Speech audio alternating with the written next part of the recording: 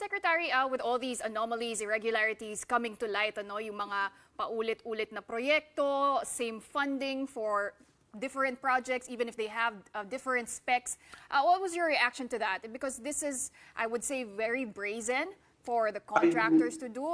Yes, Ang Secretary. kapal-kapal ng mga muka. Isipin mo yung in-expose ni Senator Ping Lacson, and I'd like to congratulate him for picking up the cudgels, no? Para sa bayan. No? And can you imagine 6 or 7 projects, pare-pareho pa yung amount, iisang contractor with a measly, 250,000 paid up?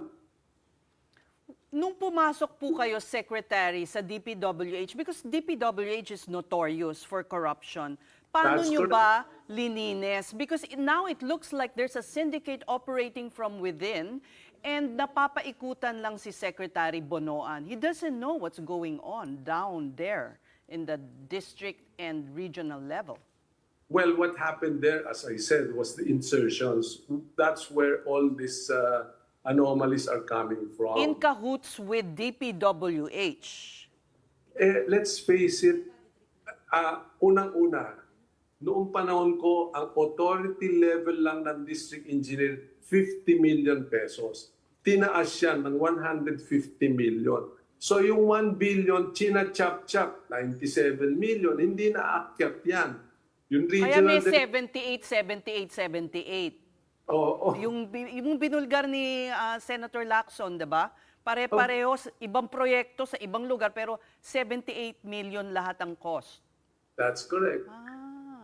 So sa ang director level tinaas din. Naging 400 million ang regional director. Nung panahon nyo? Sa central office, wala nang pumapasok sa central office. Puros foreign assisted projects na lang. Babawasan pa yung right of way, nakaltasan pa. Kaya, wow. When did this happen? Right after you left under the watch of Secretary Villar? Nag-umpisa na yan after I left. Kaya kitang-kita yung pinakitang chart ni Senator Ping. I only spent a total of 182 billion for the last 6 years. Eh ngayon, nag-umpisa nung 2021, 250 billion na. Isang taon lang sa flood control. Right. I never spent that much.